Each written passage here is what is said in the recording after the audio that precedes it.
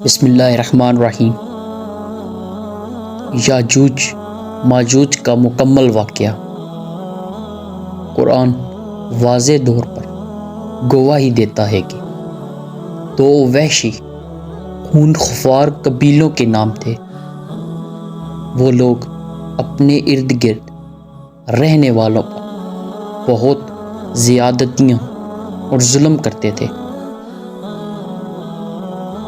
تورات کی ساری باتوں سے مجموعی طور پر معلوم ہوتا ہے کہ ماجوج یاجوج ایک یا کئی بڑے بڑے قبیلے تھے۔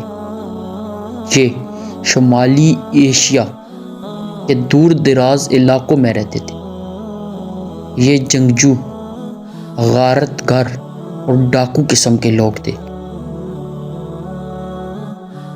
سکندر ذوالقرنین کی فوجیں یاجوج ماجوج کو دیوار کے ذریعے روکتے ہوئے ازجین کتاب و عقلین کا قصہ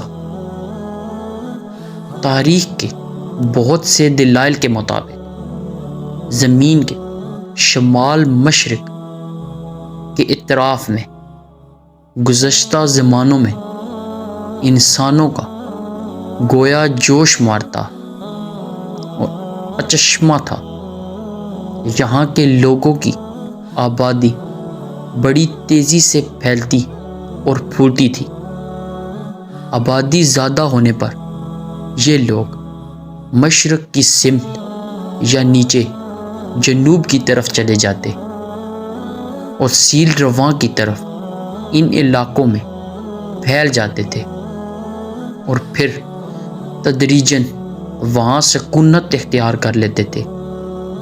تاریخ کے مطابق سیلاب کی مانند ان قوموں کے اٹھنے کے مختلف دور گزرے ہیں۔ یاجوج ماجوج کون ہیں؟ لوگوں نے اس میں کلام کیا کہ یاجوج ماجوج کون لوگ ہیں۔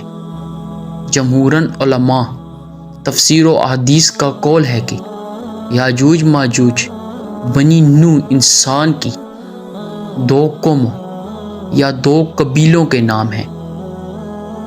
آدم علیہ السلام بن نوح علیہ السلام کی نسل سے ہیں، جو ترک کا جد الاعلیٰ ہیں، اور ترک اس خاندان کی ایک شاخ ہیں جو صد ذوالقرنین کی اس طرف ترک کر دیے گئے تھے، یعنی چھوڑ دیے گئے تھے۔ گویا کہ لفظ ترک و متروک سے متشق ہے، اور یہ لوگ کافر ہیں اور دوزخی ہیں، اور اس قدر کثیر اور بے شمار ہیں کہ ان میں اور اہل بیشت میں وہ نسبت ہے کہ جو 1000 میں ہے، جس سے قدر افراد دوزخ میں جائیں گے۔ ان تمام کے مقابلے میں اکثریت یاجوج ماجوج کی ہوگی۔ بخاری کی احادیث میں اللہ تعالیٰ قیامت کے دن آدم علیہ السلام کو حکم دیں گے کہ اپنی اولاد سے دوزخ کا لشکر جدا کیجیے۔ عرض کریں گے کہ کس قدر؟ ارشاد ہوگا ہر 1000 میں سے کم 1000۔ اور بعض علماء یہ کہتے ہیں کہ یاجوج ماجوج آدم کی اولاد سے تو ہیں، مگر ہوا کے پیٹ سے نہیں۔ گویا کہ وہ عام آدمیوں کے محض باب شریک بھائی ہیں۔ کوش کے زمانے میں بھی ان کی طرف ایک حملہ ہوا۔ یہ تقریباً 500 سال قبل مسیح کی بات ہے، لیکن اس زمانے میں ماد اور فارس کی متعددہ حکومت مرز وجود میں آ چکی تھی، لہٰذا حالات بدل گئے۔